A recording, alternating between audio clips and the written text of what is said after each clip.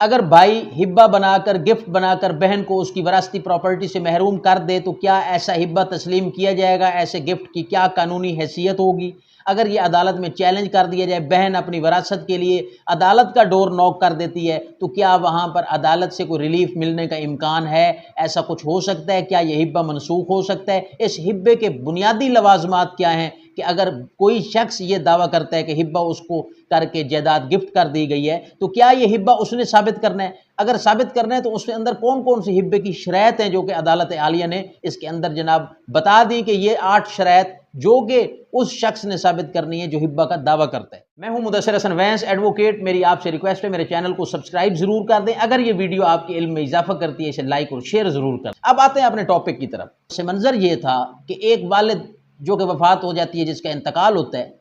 والد صاحب کے انتقال کے بعد جو جائیداد والد صاحب نے چھوڑی تھی اس پر بیٹے نے اپنا قبضہ جما لیا۔ بیٹے کا یہ دعویٰ تھا کہ والد صاحب نے وفات سے 4 ماہ قبل وہ جو جائیداد تھی وہ بیٹے کو گفٹ کر دی گئی تھی۔ اب یہاں پر ظاہری بات ہے بیٹی کا بھی شرعی حصہ بنتا تھا، بیٹی نے بھی اپنے والد کی وفات کے بعد اپنے بھائی سے اظہار کیا، اس کے ساتھ ظاہری بات ہے اپنا موقف سامنے لائی کہ اس کا جو حصہ بنتا ہے شریعت کے مطابق وہ اس کو دیا جائے۔ جہاں پر بھائی نے یہ اپنا جو ہے دعویٰ بہن کے سامنے رکھا، اپنا موقف، اور یہ ہبہ جو ہے مبینہ طور پر یہ بہن کے سامنے اس کا ذکر کیا اور بتایا کہ والد صاحب نے یہ جائیداد مجھے گفٹ کر دیا، لہذا اب آپ اس میں کسی طور پر بھی وارث نہیں ہیں، آپ کا حصہ نہیں بنتا، آپ کا وراثتی طور پر جو حق تھا وہ ختم ہو چکا ہے۔ یہ معاملہ دونوں بہن بھائیوں کے درمیان جو ہے یہ عدالت میں چلا جاتا ہے۔ یہ معاملہ جب عدالت میں جاتا ہے تو بھائی کا جو موقف تھا وہ عدالت دیکھتی ہے، بہن کا موقف تھا میرے والد کی طرف سے جو وراثتی حق مجھے ملنا تھا مجھے اس سے محروم کرنے کی غرض سے یہ دعویٰ کیا گیا، یہ جناب ہبہ تیار کیا گیا میرے بھائی کی طرف سے۔ اس کا موقف جو ہے یہ بالکل فراڈ پر مبنی ہے، ایسا ہبہ جیلی ہے، اس کو جناب کالعدم کیا جائے اور میرا جو جائیداد میں حق بنتا ہے مجھے دلوایا جائے۔ لیکن یہاں جو بھائی کا موقف تھا عدالت نے اسے تسلیم کیا، عدالت نے اس ہبہ کو درست تسلیم کیا اور عدالت نے ٹرائل کورٹ نے فیصلہ اس بھائی کے حق میں دے دیا۔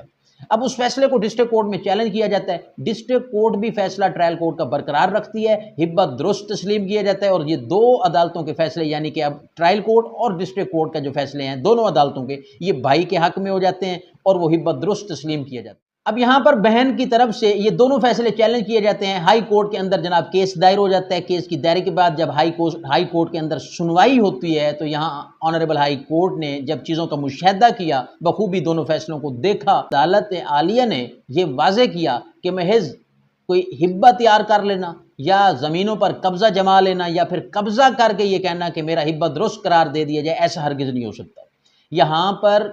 اس ہبہ کو، اس تحفے کو، جو گفٹ جو شخص یہ کلیم کرتا ہے یہ جائیداد اسے گفٹ کی گئی ہے والد کی طرف سے، اس پر یہ بھاری ذمہ داری عائد ہوتی ہے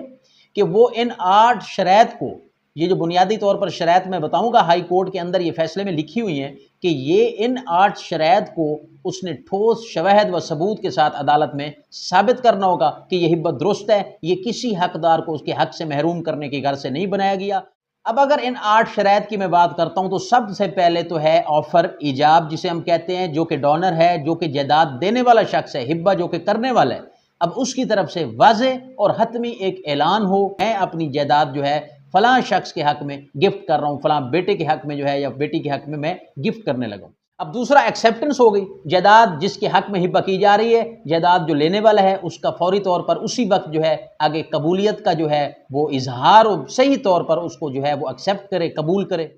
اب یہاں پر 2 چیزیں جب ہو جاتی ہیں، ایک آفر ہوئی، پھر ایکسیپٹنس ہوئی، فلاں نے دیا، اگلے نے قبول کیا، تو اس کے بعد فوری طور پر وہ جو جائیداد ہے اس کا جو قبضہ ہے مادی اور حقیقی طور پر وہ اس کے حوالے کیا گیا ہو۔ اس میں چوتھے نمبر کی شرط ہے کہ ڈونرز انٹینشن، ہبہ کنندہ جو ہے اس کی نیت دیکھی جائے گی کہ جو ہبہ کرنے والا شخص ہے اس کی نیت صاف ہونی چاہیے، کسی قسم کا اس کی نیت میں کوئی فطور نہ ہو، فراڈ پر مبنی نہ ہو، کسی شخص کو خاص طور پر اس سے وراثت سے محروم کرنے کی غرض سے صرف یہ سوچ کر ہبہ نہ کیا گیا ہو، بلکہ بالکل نیک نیتی اور مطلب کہ ایک اچھی خواہش رکھتے ہوئے یہ ہبہ کیا گیا ہو۔ 5واں اس میں ہے آزادانہ رضامندی، اس کی کنسنٹ ہونی چاہیے، وہ بالکل کسی بیماری میں مبتلا نہ ہو، کسی پریشر میں مبتلا نہ ہو۔ ہبہ کرنے والا جو شخص ہے، جائیداد کا جو مالک ہے، یعنی کہ وہ والد اگر ہے تو وہ کسی بھی ڈر، دباؤ، خوف میں مبتلا نہ ہو، کسی چیز کا پریشر نہ ہو، کہیں بیمار نہ ہو، بستر مرگ پہ نہ ہو، کہ وہ اس قابل ہی نہ ہو، اس کا ہوش و حواس ہی اس طرح نہ ہو کہ وہ جناب اسے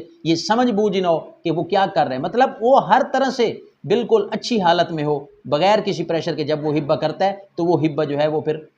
ویلڈ سمجھا جاتا ہے۔ اور یہاں پر اگر میں نیکسٹ شرط کی بات کرتا ہوں، اگلی شرط اس میں بڑی اہم ہے، 2 معتبر گواہان جو ہیں وہ اس میں لازمی ہیں، کہ ایسے 2 گواہان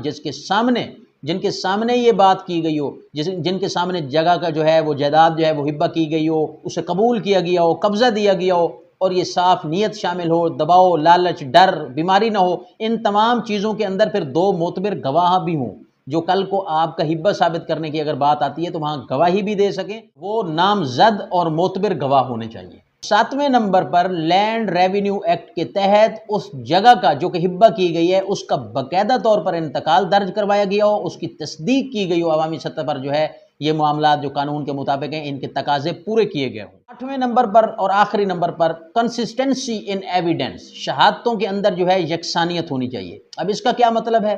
کہ جو ریکارڈ میں بات ہو، جو سرکاری ریکارڈ میں ہو، آپ کے دعوے میں ہو، آپ کے ہبہ جو گفٹ کی تحریر ہے اس کے اندر ہو،